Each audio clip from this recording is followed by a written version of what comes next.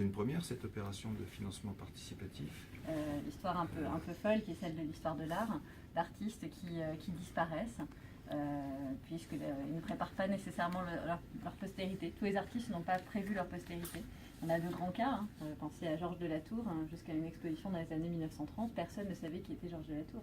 C'est une découverte relativement récente, et pourtant il a travaillé au XVIIe siècle. Et notre ami Laperche a une histoire un peu similaire, puisqu'il est né en 1771 à Orléans, dans un milieu très versé dans l'art, puisque, chose amusante, on connaissait ses parents par le biais de Perronneau. Son père était bonnetier, alors sa mère était pastelliste. Elle expose au premier salon ouvert aux femmes après la Révolution. Et son père était bonnetier à Orléans. Et il vendait sous le manteau le procédé de fixation de Loriot, qui servait à fixer les pastels. Alors, Loriot avait inventé ce système qui a beaucoup plu au moment où le pastel connaissait un très grand essor. Maintenant, vous connaissez tout ça par cœur grâce à l'expo Perronneau. Et à Orléans, Laperche s'était dit qu'il y avait certainement de l'argent à faire. Donc il avait volé le procédé de Loriot et le vendait dans sa boutique de bonnetterie. Et donc pour cela, on le connaissait. Voilà que son fils, et c'est même ses deux fils, deviennent artistes. Alors Jean-Marie est né en 1771. Il va entrer un petit peu plus tard dans l'atelier de David à Paris. Donc sans doute la meilleure école pour devenir un peintre d'histoire. David est vraiment le grand peintre. Et à une date inconnue, mais dans les années qui suivent, dans les années 1790, il part en Russie.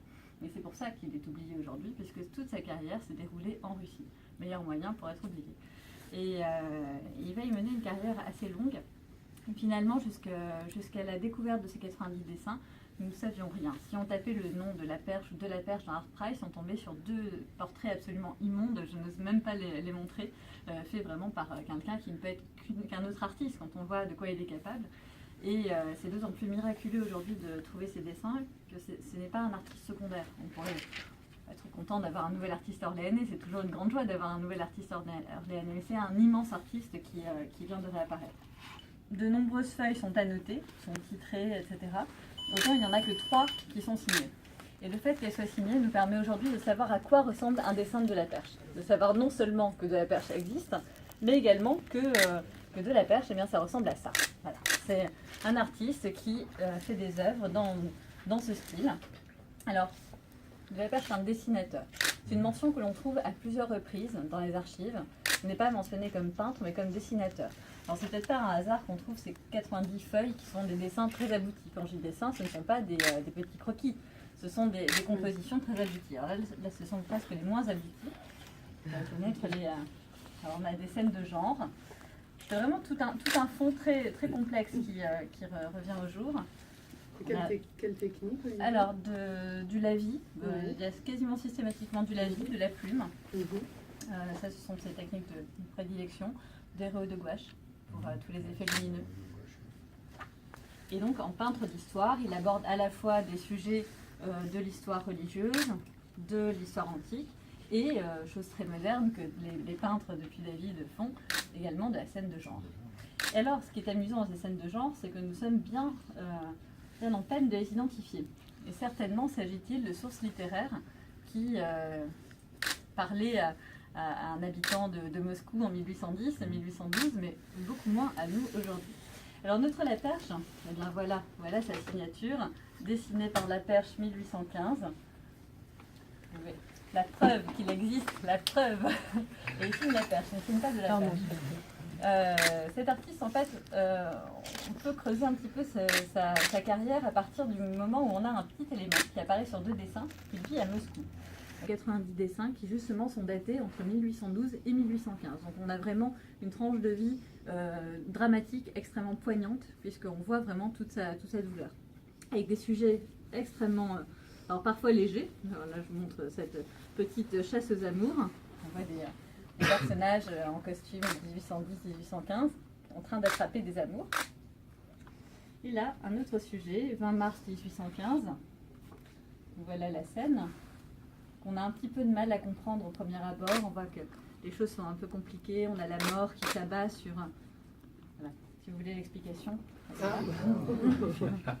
Et là, on remercie Jean-Marie Laperche d'avoir puisqu'il nous mâche le travail. Et donc, tout ça est bien complexe. Composition de cette... intention de cette composition, donc il y a une vraie intention d'artiste. J'ai toujours pensé qu'un tableau historique doit être une espèce de poème et non pas une gazette. Il doit accorder la même liberté au peintre, il doit être accordé la même liberté au peintre qu'au poète. Je n'ai donc pas dû représenter ce fait avec tous les détails qui l'ont accompagné, affreux par lui-même, et il est malheureux qu'il ne soit que trop vrai. J'ai dû représenter les grands intérêts, mettre, alors tout dans une écriture 19e comme on l'aime. À l'heure actuelle, c'est vrai que quand on parle de la perche, personne ne connaît, vraiment personne, sauf Olivier Drouin-Chabot. Quand je lui en ai parlé, je lui ai dit, justement, on cherche à acquérir un ensemble de 90 dessins de la perche. Je fais, la perche, mais j'en ai chez moi. Tout simplement parce que, évidemment, toute la collection de famille est restée réunie à La Roche-Guyon. Et donc, ils ont des œuvres de la perche. Et dans les archives, ils ont pu retrouver des mentions, des rentes qui ont été versées à Constant et à Jean-Marie. Là, c'est un point très important. Et il semble qu'il revienne en France vers 1820. Il va très peu exposer au salon, uniquement 3 tableaux qu'il va réaliser avec son frère. Et ensemble, ils vont répondre à de grandes commandes pour des églises, notamment pour la Madeleine de Rouen, où il y a un tableau que nous présenterons très certainement en 2019, lorsque nous présenterons la totalité des dessins au sein d'une exposition de la perche. Et j'espère que d'ici là, nous aurons retrouvé d'autres œuvres. En réalité, on en a déjà retrouvé une qui se trouve à l'Ermitage, qui a été achetée en 1941. Une grande composition très très similaire, vraiment, on est de l'ordre de ce genre de composition, et qui est signée La Perche et localisée à Moscou. Vous voyez, à chaque fois, nous avons tout le tralala au dos, c'est formidable. Il y a à la fois à voir et à lire. Et il n'est évidemment pas question de laisser un tel ensemble d'un artiste aussi important être séparé. Enfin, pour nous, c'était une occasion assez unique d'avoir, une fois de plus, une sorte de fonds d'atelier d'artistes. Alors, les collections d'Orléans en sont riches, notamment à travers le fonds Cognier, qui nous montre tout un fonds d'artistes, un artiste au travail. Là, c'était l'occasion d'avoir la même chose pour un artiste qui plus est orléanais. Et c'était notre rôle, je crois, de donner cette place à cet artiste orléanais dans une longue lignée d'artistes orléanais, des Friches, Bardin, de la Perche, Chantignat, qui tous ont cette particularité d'avoir, peut-être pas Bardin qui est vraiment, qui a fini par devenir orléanais, mais qui n'est pas orléanais de naissance, qui ont amené le nom d'Orléans bien au-delà des frontières françaises et pu obtenir le fonds du patrimoine à moitié de la somme. 25 000 € sont pris sur legs Guillot, Madame Guillot, qui a légué il y a quelques années une somme d'argent pour que le musée puisse acquérir des œuvres importantes pour le musée et en lien avec Orléans. Donc c'est grâce à elle notamment que nous avons pu acheter le portrait de Desfriches par Perronneau. Et à nouveau, là nous étions face à une œuvre qui méritait d'entrer dans cette appellation de legs Guillot. Reste à trouver 25 000 €. Et donc, la ville souhaitait lancer une souscription pour une acquisition importante. Et je crois que cette œuvre importante, cet ensemble important, nous l'avions sous les yeux avec de la perche. Alors, pourquoi un mécénat participatif pour ces œuvres-là et pas pour une autre? Finalement, ce sont des œuvres qu'il faut pouvoir partager avec les Orléanais. C'était un moyen aussi d'impliquer les Orléanais dans cette acquisition, dans cette redécouverte d'un artiste orléanais. Alors, très sincèrement, on pensait au début en lançant cette opération que ce serait beaucoup d'amis, de proches de musée qui y donneraient. Alors c'est vrai, mais pas que. Et on le voit, il y a énormément d'Orléanais qui se sont sentis en fait concernés.